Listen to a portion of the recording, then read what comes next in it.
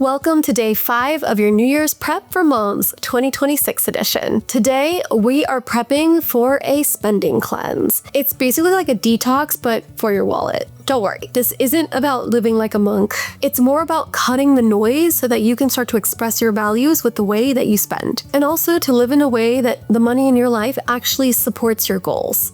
This has been a particularly tough year for so many families.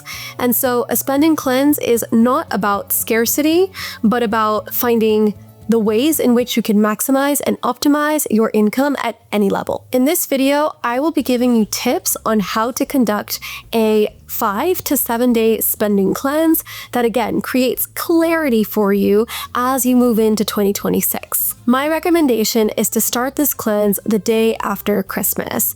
Even if you don't celebrate Christmas, it's still a great time to start this cleanse because you have around 6 days before the new year, which is a wonderful amount of time to participate in this activity, and it's after the holiday season as many Americans celebrate it. So you don't have to worry about having to go to that office party where you had to buy a white elephant gift, or having to make sure that your kids had presents under the tree.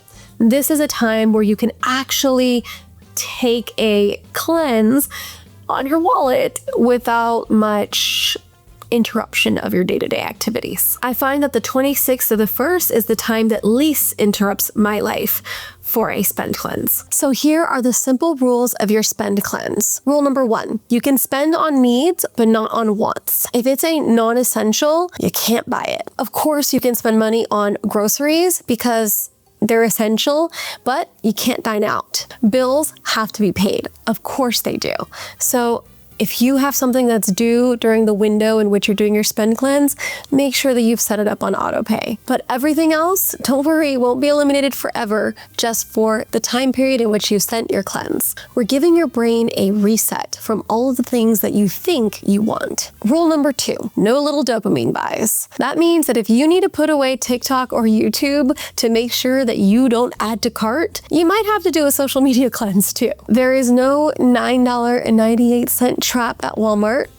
You don't need it. If you've lived this long without it, you can wait 5 to 7 days. And of course, there's no random rewards for breathing for the kids. Rule number 3, we're gonna capture the pause. Every single time you get an urge to add to cart or spend any money really on a want, you're going to write it in your notes app. This list will become magic later on. To make this cleanse simple, let's go back to your 4 buckets. On day 2, we created categories for our spending. Now we're gonna simplify them even further. We're gonna break your spending into 4 buckets. Essentials, things like food, gas, bills, childcare, medications. Household operations, this would be cleaning supplies, home basics, kids' necessities. Fun or joy, this category includes activities, eating out, and something just for you. And lastly, growth. This category would include your savings, debt payoff, your big goals, or your kid money systems. Don't worry, we'll talk about that later. These 4 buckets will help you see how your money supports your lifestyle, not just your cravings. And now it's time to cleanse using our 3 rules. As you go through the cleanse, what you're looking to do is to identify your money triggers. No matter how much money you have, everyone has financial triggers. Some common mom triggers are being tired from 4 to 6 p.m. and deciding to order DoorDash or Uber Eats instead of making dinner. Maybe you had a really busy weekend and you just want to buy your kids that game that's going to keep them occupied for 2 hours so that you can just get some rest. Maybe you're bored scrolling, or worse, doomsday scrolling, and you need to buy that survival kit that came up on sale on TikTok Shop. Maybe your kids just won't stop asking you for that thing, the Pokemon cards, or I don't know, whatever else kids like these days. Maybe you didn't plan well enough. We've all fallen victim to paying more for tickets because we forgot to order them in advance, or not taking lunch and so we pay theme park fees for food. Or maybe you actually do feel like you've earned a treat. As you start writing down your list of the things that you want but chose not to buy, make sure that you write the trigger for that purchase. You'll never be able to replace the trigger, but you can replace the purchase. For example, maybe instead of clicking add to cart after doomsday scrolling, you simply pick up a book instead. Instead of buying your kid that thing that he or she really wants,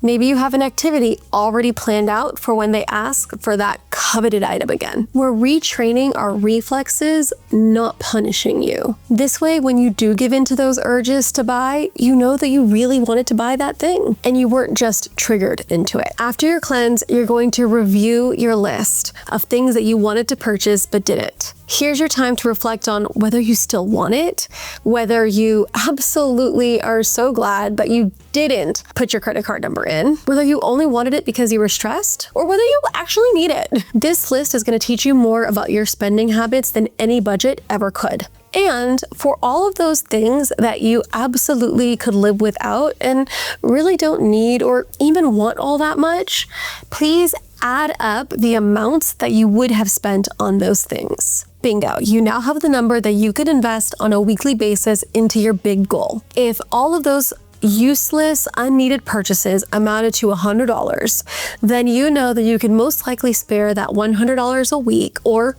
whatever time period you chose to participate in this activity.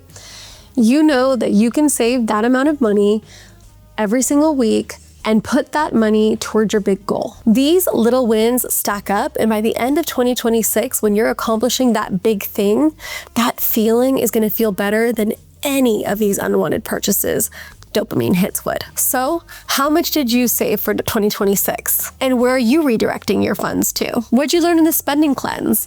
I'm super excited to learn about all of the things that you guys totally still wanted and some of the stuff that you didn't want. Comment those things below, and I will see you tomorrow.